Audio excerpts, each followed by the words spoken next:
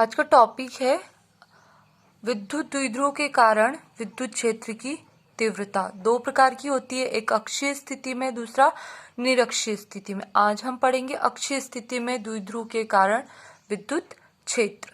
तो अक्षीय स्थिति में हमारे पास हम देखते हैं कि एक विद्युत द्विध्रुव है ए बी क्या है, एक विद्युत द्विध्रुव है कुछ दूरी पर, माना कि 2a दूरी पर। ये है दो बिंदु ए और बी। इनका जो सेंटर पॉइंट है ओ बिंदु से आर दूरी पर, कितनी दूरी पर, आर दूरी पर बिंदु पी है, और इस बिंदु पी पर हमको विद्युत क्षेत्र की तीव्रता की गणना करनी है। तो हमारे पास दो आवेश है। जो बिंदु ए है इस पर रहेगा -q आवेश और बिंदु बी पर +q आवेश। दो प्रकार के आवेश है, एक -q दूसरा +q। अब जो हम +q आवेश के कारण, कौन से बिंदु पर, बिंदु P पर +q आवेश के कारण विद्युत क्षेत्र की तीव्रता देखेंगे। तो उस टर्म में क्या होगा, E1 होगी विद्युत क्षेत्र की तीव्रता, और E1 बराबर क्या होगा, 1/(1/4πε0 के Q/BP का स्क्वायर, और दिशा क्या होगी इसकी, BP की ओर, है ना, B से P की ओर। इस टर्म में B से P तक की दूरी आपको चाहिए। आप जानते हैं कि O से P तक की दूरी R है और O से B तक की दूरी A है, ठीक है। ये स्मॉल a और ये वाली भी a, दोनों a दूरी है। अब आपको B से P तक की चाहिए तो R में से a को घटा देंगे, मतलब कि R-a। तो यहाँ जो है R-a होगा, चूंकि ये स्क्वायर है इसलिए हमने यहाँ स्क्वायर लगा दिया। जस्ट सेम आपको -q आवेश के कारण भी करना है। तो -q आवेश के कारण बिंदु P पर विद्युत क्षेत्र की तीव्रता, तो विद्युत क्षेत्र की तीव्रता क्या होगी इसकी, E2 बराबर 1/4πε0 के Q/AP का स्क्वायर, और दिशा क्या होगी इसकी, P से A की ओर। इस टर्म में हमें AP का मान रखना है, और जो वैल्यू है वो सही रहेगी, 1/4πε0 के Q/AP का डिस्टेंस, AP का कितना होगा, ये A से O तक का दूरी A है, और O से P तक की दूरी क्या है, R। आपको चाहिए कितनी, A से P तक की टोटल दूरी, मतलब कि R और A को हम ऐड कर देंगे, तो यहाँ क्या होगा, R+A का स्क्वायर, ठीक है। तो ये आ गई E1 की वैल्यू और ये आ गई E2 की वैल्यू।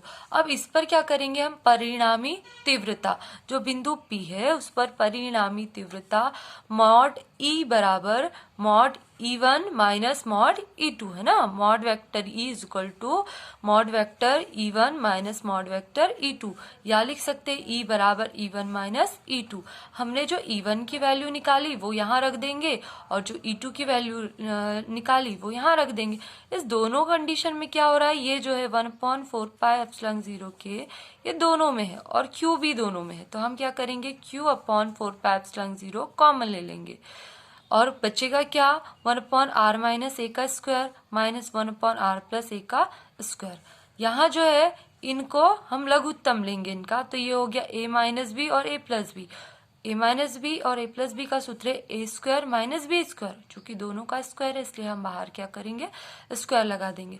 इसमें यदि हम इसको हल करेंगे तो a - b का होल स्क्वायर का सूत्र, मतलब a² + b² - 2ab, और ये a² + b² + 2ab। तो इसमें क्या होगा, r² कैंसिल होता है, a² कैंसिल होता है, 2ab इसके पास भी रहता है और 2ab इसके पास भी रहता है, इसलिए दोनों ab मतलब कि RA जो है, हम यहाँ R यूज कर रहे हैं A की जगह और B की जगह B, तो इसलिए हमारे पास क्या आएगा, 4RA। इसको कैलकुलेट करने पर 4RA आता है। अब जो है आपने पढ़ा होगा द्विध्रुव आघूर्ण। द्विध्रुव आघूर्ण P बराबर होता है Q × 2A। ये 4 को हम क्या लिख सकते हैं, 2 × 2R, और जो P है वो Q × 2A होता है, इसलिए हमारे पास 2PR आता है। अब चूंकि जो R जो डिस्टेंस है वो काफी बड़ा होने के कारण हम R के सामने A को बहुत कम मानते हैं और A को क्या करते हैं, नगण्य मान के छोड़ देते हैं।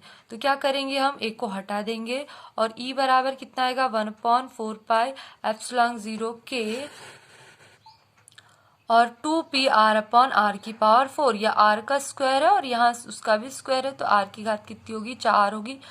एक R से R कैंसिल हो जाएगा, तो R कितने बचेंगे, 3 बचेंगे, 2P का 2P, और E is equal to 1/4πε0 2p/r⁻³ और हम k बराबर क्या मान लेंगे 1, परावैद्युतांक जो है k जो 1 मान लेंगे, इसलिए इसका आंसर क्या होगा E is equal to 1/4πε0 2p/r⁻³ और इसका जो मात्रक होगा न्यूटन पर कूलाम।